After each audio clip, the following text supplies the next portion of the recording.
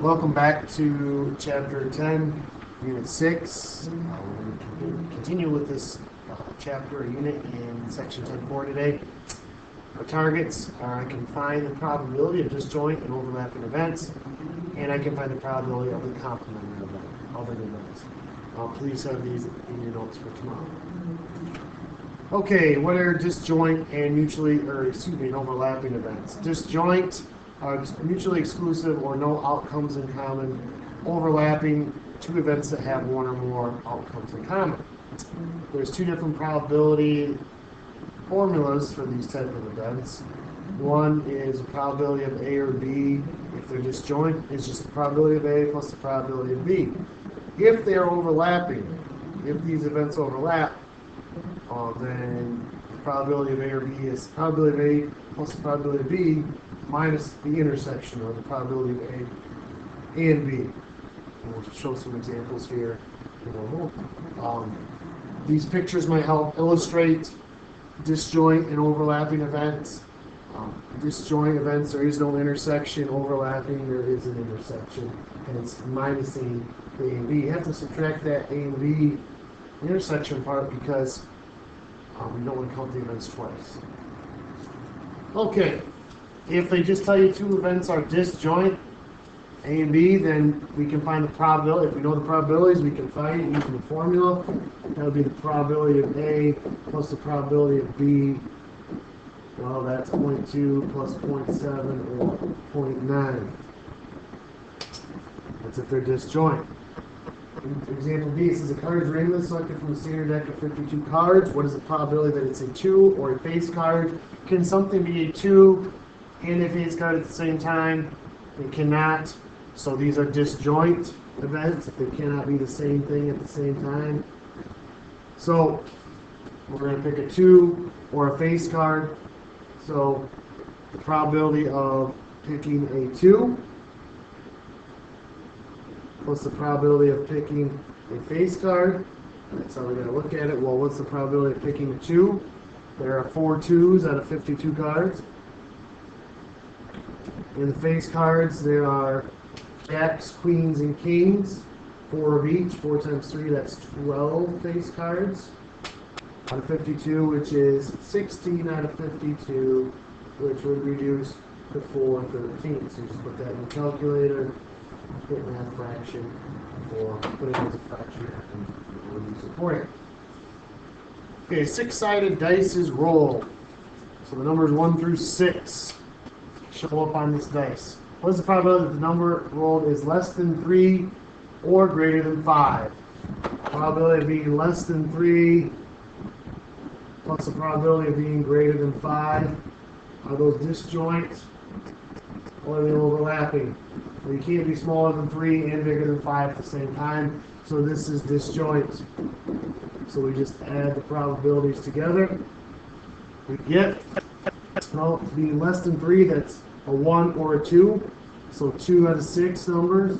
To be greater than 5, that's 1, just a 6. So we get 3 out of 6 or 1/2 probability. Okay, 2 6-sided dice are rolled. See page 709. What's the probability that the sum is less than or equal to 4? So I believe this is the picture you have in the back of your book, or something very similar to this. It said the probability that the sum is less than or equal to 4. So really that's the probability of, well, we can have a sum. When we add 2 dice, we can have a 2, we can be 3, and we can be 4, right? So the probability of getting a 2, well, there's 36 combinations here of rolling 2, and there's only one way to do it. So 1 out of 13, 1 out of 32, plus, well, to get a 3, there's 2 combinations. To get a 4, there are 3 combinations. Or 6 out of 32, or 1 out of 6. So really 1, 2, 3, 4, 5. There's 6 combinations to get either 4 or less. So 6 out of 36. Or 1/6. Okay, overlapping. Let's switch gears to overlapping. The probability of event A is 0.36, probability of event B is 0.68, and probability A and B is 0.19. Find the probability of A or B. Well, if we know they're overlapping, then it's the probability of A plus the probability of B.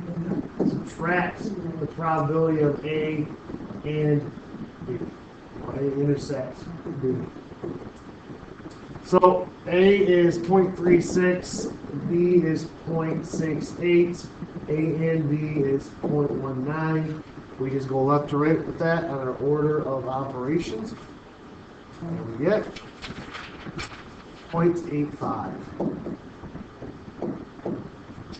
So let's do some more interesting problems. It says a card is randomly selected from the 10 deck 52 cards. What is the probability that it is a face or a heart? Or, we're adding, okay, a face card and a heart. That is overlapping. That is an overlapping situation. Because you can be a face card and you can be a heart at the same time. So the probability of getting a face card, we talked about that once already. There's 12 face cards out of 52 cards in the deck. And heart, there are 13 hearts out of 52 cards. There's 4 suits, but keeping common denominators here. And how many cards are both face cards and hearts? So the Jack of Hearts, the Queen of Hearts, and the King of Hearts. There are 3 hearts that are also face cards. So we can just add because I kept common denominators, I can just add the numerators together. 12 plus 13 is 25, minus 3, that's 22 out of 52, which is 11 out of 26.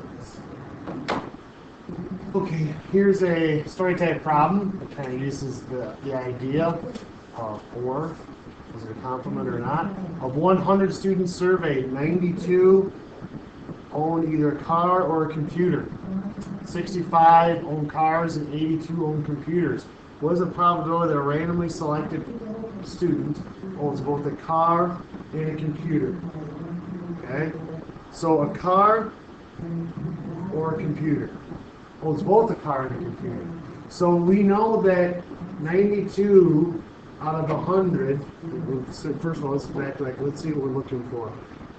Car or computer, right? Is the probability of owning a car plus the probability of owning a computer minus the probability of owning both. Okay, we want to find this. We're solving for this one this time, the probability of both. We know that 92 out of 100 own either a car or a computer. Okay, we know that 65 own cars out of 100, and we know that 82 own a computer. We find the probability of both. Well, it's just solving for this missing piece, isn't it? So if we go ahead and, since we got like denominators, we can just deal with the numerators here. 65 and 82, that's 147 out of 100. Still minusing the probability of both. Equals 92 out of 100. Okay? So we can solve this. We would subtract 147 out of 100. If it makes you feel better, convert it to decimals. Add and subtract them that way. Okay? 92 plus a negative 147, that's negative 55 out of 100. Equals the opposite of the probability of both. That's opposite the probability of both. We divide both sides by negative 1. The probability of both is 55 out of 100. And that will reduce down to 11 out of 20 is the probability that students have both a car and probably have a car and a computer. Okay, last topic of today, complements Complement of an event is, it's kind of like, and we'll see more about this in our extension tomorrow, but the complement is anything that's not in A. So the not, everything not in event A.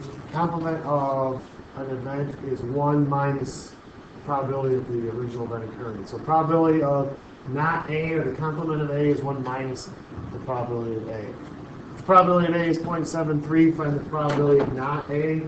Well, that would be 1 minus 0.73, or 0.27. It's pretty easy. We'll do another one here. Should have the idea. When two 6-sided dice are rolled, there are 36 possible outcomes. Find the probability the sum is not 9. Well, the probability the sum is not 9. There's lots of things that are not 9, but it's probably easier for us to actually find the probability of 9. So we know the probability of not 9 is 1 minus the probability of 9. So if we can find the probability of 9, it might be a little bit faster. So here's our dice again. Let's look at it. What are the total number of ways we can get 9? Well, 3 and 6, 5 and 4, 5 and 4, 6 and 3. So there are 4 ways we can get 9. There are 36 total.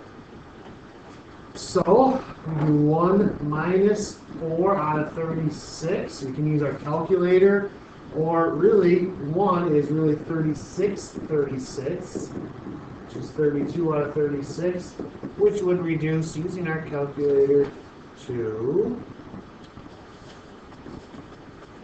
8. Okay? So I think that gives us an idea how we can possibly use. Now, could we have directly done it? Yeah, we could have directly added up that there were 32 sums that were not 9, but sometimes it's really hard work to add up all of what they're looking for. If you do the opposite, there's less numbers to add up, or a smaller pool, and then you just subtract that from 1. So it's a little bit of a trick, if you will, to complete a problem that we can use sometimes. So I believe we hit our targets pretty well. We asked, can we find the probability of disjoint and overlapping events? I think we can. And we wanted to find the probability of the complement event. I believe we showed how to do that as well. Have these notes ready for tomorrow. See you then.